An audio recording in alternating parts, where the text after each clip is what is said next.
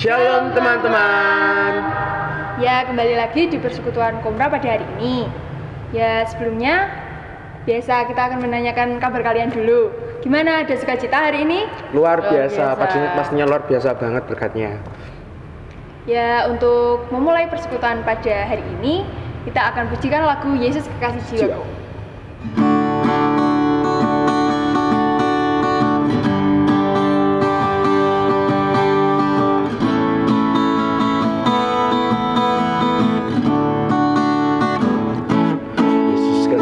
Jiwaku, sungguh ku percaya padamu, karena kasih-Mu padaku, Kau tebus dosaku.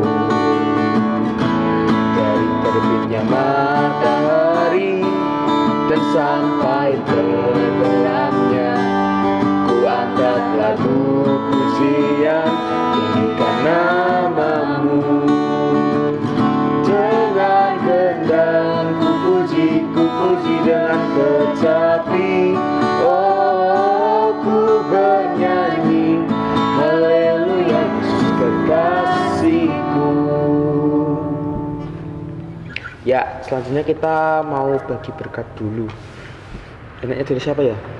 Mbak Lintang dulu. Ya, shalom teman-teman. Shalom.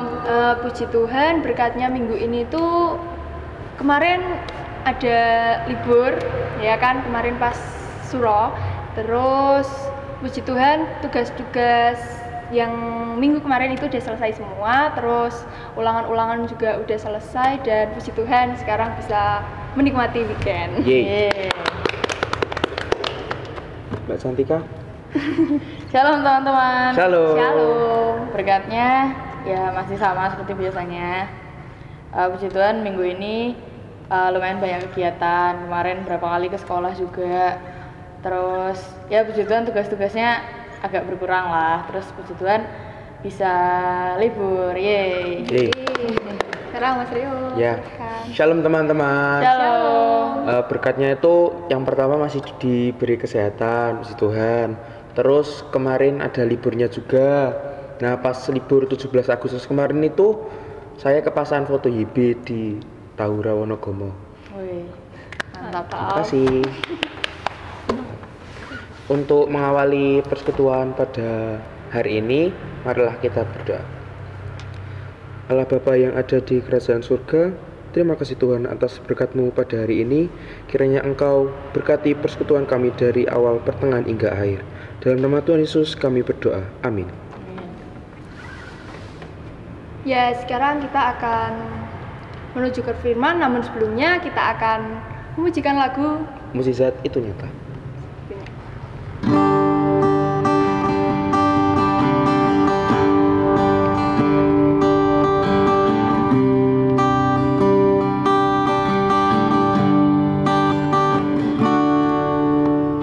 Tak terbatas kuasa-Mu Tuhan,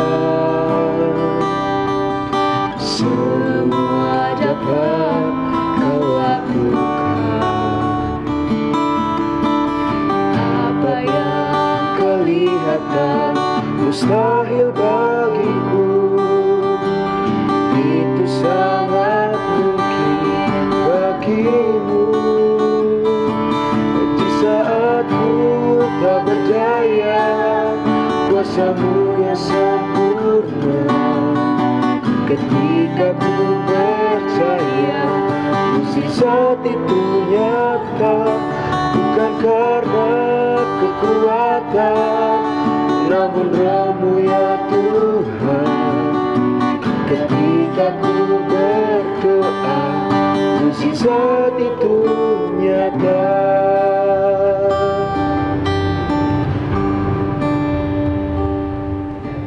Teman-teman, sebelum kita memasuki firman, marilah kita berdoa. Tuhan Yesus, terima kasih atas berkat-Mu yang sangat melimpah Tuhan. Saat ini kami akan memasuki firman, kiranya Engkau berkati Pak Tejo Tuhan yang akan memberikan firman, dan siapkan hati kami agar kami dapat menerima firman yang diberikan dengan baik. Dalam nama Tuhan Yesus Kristus kami telah berdoa, haleluya, amin. Amin. Ya, untuk firman, Pak Tejo dipersilakan. Selamat pagi, selamat siang, selamat sore, atau selamat malam. Ya. Mungkin teman-teman menikmati sesi ini bisa pagi hari, siang hari, sore hari, atau malam hari. Ya. Saya panggil semuanya pemirsa dengan sebutan teman-teman ya, karena saya terbiasa bermain dengan anak-anak muda. Saya biasa ketemu dengan Kevin, dengan Yosel, atau dengan Alan, atau dengan yang lain-lain ya. Nah, saat ini kita akan belajar dengan satu tema, percaya dan bertindaklah. Nah, ayat Alkitab yang mendasari dari tema kita saat ini adalah dari Kitab Keluaran pasal 1 ayat 8 sampai 2 ayat 10. Wow, panjang banget ya. Tetapi nanti saya tidak akan membacakan secara keseluruhan. Nah, nanti teman-teman bisa membacanya sendiri. Nah, secara ringkas, singkat saja, saya nanti akan menjelaskan alur cerita dari ayat-ayat yang menjadi dasar tema kita saat ini. Nah, ayat ini mengkisahkan seputar kelahiran Musa. Ya. Pada waktu itu, ya, orang-orang Israel berada di tanah Mesir sebagai pengungsi. Ya. Dan pada waktu itu, pada waktu datang ke Mesir, keturunan dari Yakub itu cuma 70 orang saja. Nah, dan kemudian pada waktu Yusuf yang pada waktu itu menjadi Perdana Menteri, dan kemudian Yusuf meninggal, terus kemudian generasi yang 70 orang ini meninggal, orang-orang Israel itu berkembang biak dengan sangat cepat dan begitu banyak ya. Sampai akhirnya jumlah mereka itu melebihi dari jumlah orang Mesir itu sendiri. Wow, bisa dibayangkan, mereka tinggal di negeri Mesir, sementara orang Mesir jumlahnya lebih sedikit. Nah, kemudian Raja Mesir, Fir'aun, pada waktu itu Raja Fir'aun itu sudah tidak lagi mengenal Yusuf ya, karena ini generasinya sudah generasi yang kesekian kali, sehingga Raja Fir'aun yang pada waktu itu memerintah itu sudah tidak mengenal Yusuf, kemudian memberikan sebuah perintah ya. Kenapa? Karena Raja Fir'aun ini dihinggapi ketakutan luar biasa. Mengapa? Karena orang Israel berkembang biak sangat banyak. Orang Mesir jumlahnya terlampaui. Mereka pun orang Mesir, terutama Fir'aun ini, memiliki ketakutan. Nanti kalau mereka pada akhirnya keluar dari Mesir, memberontak kepada orang Mesir ya. Karena pada waktu itu mereka, orang Mesir itu sangat diuntungkan dengan keberadaan orang-orang Israel. Mengapa? Pada waktu itu mereka kan sebagai tuan rumah ya. Mereka sebagai penguasa ya. Orang-orang Israel itu sebagai pendatang. Mereka diperlakukan sebagai budak. Nah, sehingga keberadaan orang-orang Israel itu, tenaga mereka itu sangat dibutuhkan oleh orang Mesir. Nah, kalau orang-orang Israel itu memberontak dan mereka pergi dari Mesir, mereka nanti mengalami kerugian yang sangat besar ya. Nah, oleh karena itu Raja Mesir, Fir'aun, memberikan perintah kepada rakyatnya, kalau nanti dari orang-orang Israel, orang-orang Ibrani itu, wanita-wanitanya itu melahirkan anak, melahirkan bayi, nah, kalau nanti lahirnya itu laki-laki, harus dibunuh. Kalau wanita dibiarkan hidup. Mengapa? Kan mereka laki-laki itu kan kuat, bisa menjadi tentara ya, itu ya. Nah, laki-laki itu jangan dibiarkan jumlahnya banyak, harus dikendalikan, maka harus dibunuh. Nah, sehingga pada waktu itu bidan-bidan di sana itu mendapatkan perintah langsung dari Fir'aun, harus membunuh bayi-bayi yang baru lahir, bayi-bayi laki-laki harus dibunuh. Nah, tetapi ternyata ada 2 orang bidan di Mesir, namanya Sifra dan Puah. Ini 2 bidan ini takut kepada Allahnya orang Israel. Mengapa? Nah, Karena apa? Barangkali Shifra dan Puah ini tahu sejarahnya orang Israel, ya. Nah, saya akan kilas balik ya tentang istrinya Abraham, ya. Pada waktu Abraham keluar dari Ur Kasdim, kan bawa istrinya Sarah mandul, dan kemudian Sarah meminta Abraham untuk mengambil Hagar, orang Mesir, menjadi gundiknya. Nah, dan kemudian Hagar melahirkan Ismail. Nah, tetapi ternyata dari Sarah kemudian juga lahir Ishak. Nah, Ishak yang lebih muda itu diintimidasi sama oleh Ismail, sehingga Sarah, ibunya Ishak itu marah dan kemudian meminta Abraham supaya Hagar dan Ismail diusir, ya. Singkat cerita, Hagar dan Ismail itu diusir dan kemudian tinggal di padang gurun. Dan kemudian singkat cerita, Ismail menjadi besar dan kemudian Hagar mengambil perempuan Mesir. Kenapa? Hagar kan orang Mesir, maka dia mencarikan jodoh bagi anaknya itu juga dari tanah kelahirannya, dari Mesir. Nah, kemudian menjadi menjadi istrinya Ismail dan kemudian beranak. Nah, kemudian barangkali Shifra dan Puah ini tahu kisahnya orang Israel itu dari keturunannya Ismail. Ismail tahu bahwa keturunan Abraham dari Ishak itu akan menjadi bangsa yang besar, dan itu terjadi di tanah Mesir. Mereka datang sejumlah 70 orang saja, tetapi lambat laun dalam waktu yang tidak terlalu lama mereka menjadi bangsa yang sangat besar, kira-kira 3-6 juta, ya. Wow, besar sekali, dari 70 orang menjadi sekian juta, dan jumlahnya lebih banyak daripada orang Mesir. Nah, Shifra dan Puah itu tahu Allahnya orang Israel. Ini Allahnya orang Israel itu apa? Menepati janjinya. Kalau Shifra dan Puah ini mentaati perintah Fir'aun, dia menentang Allahnya Israel. Padahal Allahnya Israel sudah berjanji, Allahnya Israel itu adalah Allah yang bisa dipercaya. Oleh karena itu, bidan Shifra dan Puah bertindak. Tindakannya apa? Karena dia takut akan Allah, dia percaya kepada Allahnya orang Israel, maka dia bertindak. Bayi laki-laki tidak dibunuh. Dan mereka membuat sebuah alasan bahwa wanita-wanita Ibrani itu sangat kuat. Kalau mereka mau melahirkan anak laki-laki pun, sebelum bidan datang, anak itu sudah lahir lebih dahulu. Itu alasan yang dibuat oleh Shifra dan Puah. Dan kemudian Fir'aun marah. Ya, karena bidan ini tidak bisa dipegang, tidak bisa dipercaya untuk mengemban amanat dari Fir'aun, maka setiap bayi yang sudah lahir, setiap bayi laki-laki harus dibuang ke Sungai Nil. Wah, Fir'aun sangat kejam. Kenapa? Karena dia punya ketakutan, ya. Karena ketakutannya ini dia mengintimidasi, mengancam kehidupan orang Israel, ya. Sehingga memberikan perintah yang sangat sadis. Kalau tidak bisa dibunuh, dibuang. Kalau terlanjur hidup, buang ke Sungai Nil. Akhirnya banyak bayi-bayi yang dibuang ke Sungai Nil. Sekalipun begitu, tentu saja akan ada yang lolos, ya.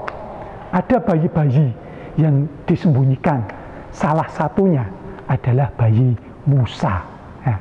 Musa ini dia anak keturunan Lewi, bapaknya orang Lewi, ibunya juga seorang Lewi, dan dia sempat bertumbuh. Nah, ini disembunyikan. Musa pada waktu bayi itu kelihatannya itu cakep sekali, menggemaskan, lucu. Orang tuanya tidak tega anaknya ini dibuang ke Sungai Nil.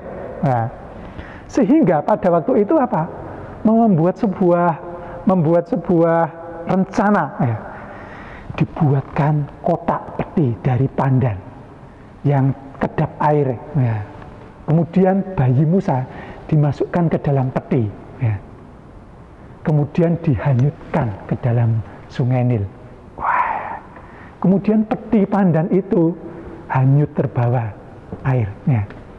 Tampaknya orang tuanya Musa ini cukup cerdas. Dia mengamati kebiasaannya dari putri-putri Fir'aun. Nah, kenapa?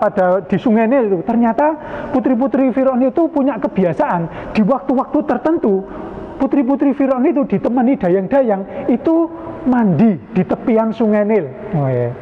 Tampaknya orang tuanya Musa ini mengamati jam berapa ya kira-kira apa itu kebiasaannya putri Fir'aun itu ya. Dan kemudian mereka membuat rencana. Terus kemudian melihat arus Sungai Nil itu kira-kira kalau ditaruh di sini nanti jam segini nanti bisa sampai di putri Fir'aun itu. Nah, terus dia memperkirakan waktunya. Sehingga dia mengambil satu waktu yang tepat. Mengapa? Dia percaya bahwa anak ini harus selamat. Dan dia mempercayakan anak ini kepada Tuhan. Tuhan, Musa, bayi Musa ini adalah milikmu. Ya. Engkau yang menjanjikan, engkau yang memberkati, engkau yang membuat bayi ini hidup. Kami serahkan kepada Tuhan. Dan mereka bertindak dengan hikmat dari Tuhan. Mereka membuat sebuah rencana. Ya. Bukan rencana asal-asalan. Ya. Dan bukan suatu yang kebetulan. Ya. Sehingga anak ini, bayi Musa itu, masuk ke peti, terhanyut, bawa Sungai Nil, dan pada waktu putri Fir'aun, pada waktunya mereka mandi di sungai, di tepian Sungai Nil, anak putri Fir'aun itu melihat, ada peti di sana. Kemudian apa? Meminta dayang-dayangnya mengambil peti itu, dan kemudian dibawa kepada putri Fir'aun, dan dilihat, ya, ada bayi, cakep, menggemaskan. Dan kemudian Tuhan menaruhkan ke dalam hati putri Fir'aun ini suatu belas kasihan. Wow, anak ini kasihan sekali, bayi ini kasihan sekali. Timbul belas kasihan yang datangnya dari Tuhan. Dia tahu bahwa bayi ini pasti bayi orang Ibrani. Dia tahu, dia mendapatkan perintah dari ayahnya bahwa bayi laki-laki harus dibuang ke Sungai Nil, harus dibiarkan mati dimakan ikan atau dimakan buaya, dimakan hewan buas yang ada di Sungai Nil. Tetapi ada belas kasihan muncul dalam diri putri Fir'aun ini. Dia tahu perintah ayahnya sangat keras, kejam, dan perintah ayahnya tidak boleh dilawan. Tetapi dia mau menanggung resiko itu. Sekalipun perintah ayahnya sangat keras, sadis, kejam, tidak kenal kompromi, dia mengambil bayi itu. Dan dia memiliki niat untuk apa? Menyelamatkan bayi itu. Dia percaya bayi ini harus dirawat. Ya. Mungkin putri Fir'aun ini juga memahami kisah tentang orang Israel. Dan dia juga barangkali putri Fir'aun ini percaya kepada Allahnya Israel. Mengapa? Dia muncul belas kasihan. Kalau dia tidak digerakkan oleh Allahnya orang Israel, dia tidak memiliki belas kasihan itu.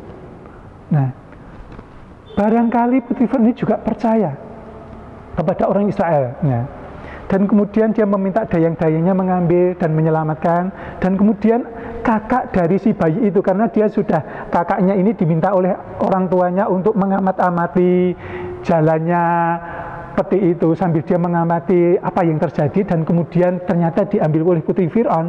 Kemudian kakak dari bayi itu tadi mendatangi putri Fir'aun, apakah perlu dicarikan seorang ibu yang menyusui bagi anak ini? Kenapa? Tampaknya putri Fir'aun tidak bisa menyusui bayi itu. Oke, baik sekali, anak ini harus diselamatkan.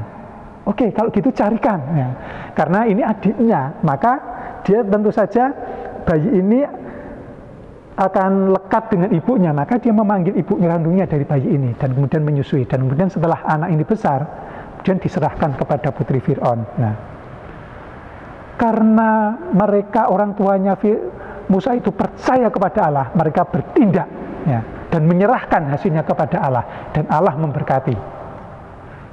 Kita belajar dari 3 pribadi dari kisah ini. Bidan, Sifra, dan Pua, orang tua dari bayi Musa dan putri Fir'aun. Tiga-tiganya percaya kepada Allahnya Israel.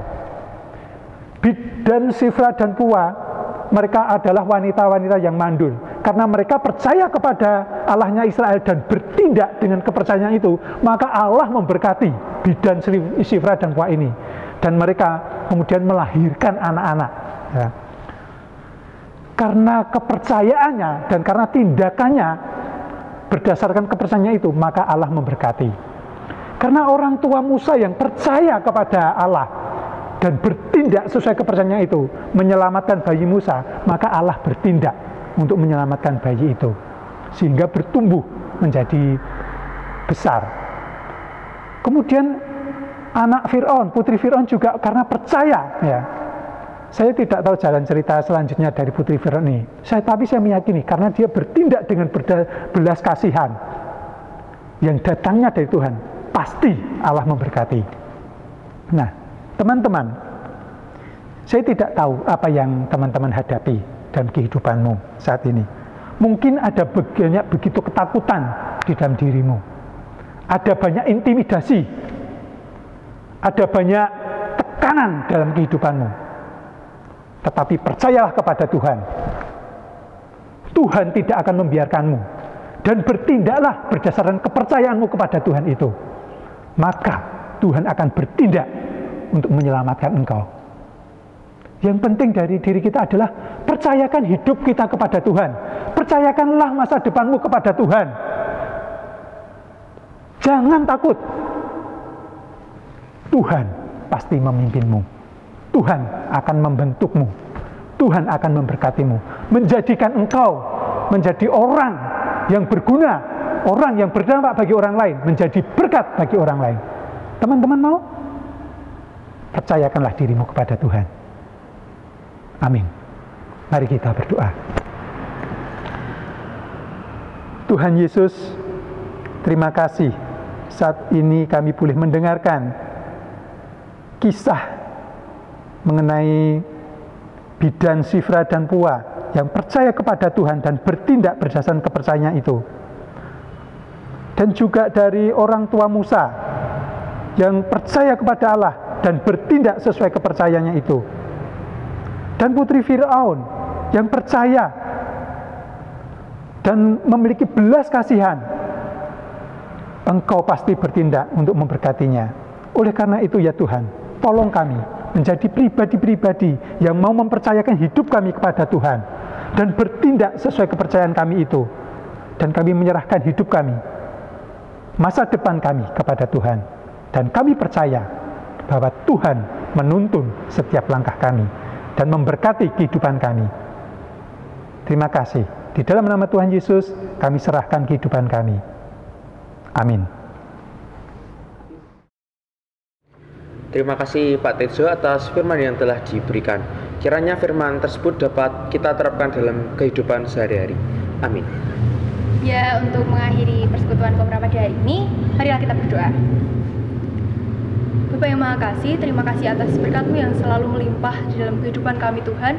Terima kasih juga atas penyertaan-Mu yang selalu melingkupi hidup kami, yang selalu ada di tengah-tengah kami. Ya Tuhan, karena berkat-Mu itulah Tuhan, kami bisa menyelesaikan persekutuan Komra pada hari ini.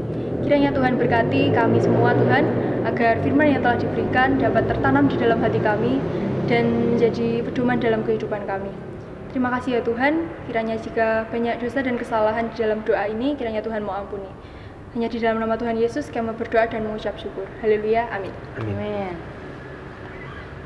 Sebelum menutup persekutuan pada hari ini, marilah kita menyanyikan satu buah pujian, yaitu Tenanglah Kini Hatiku.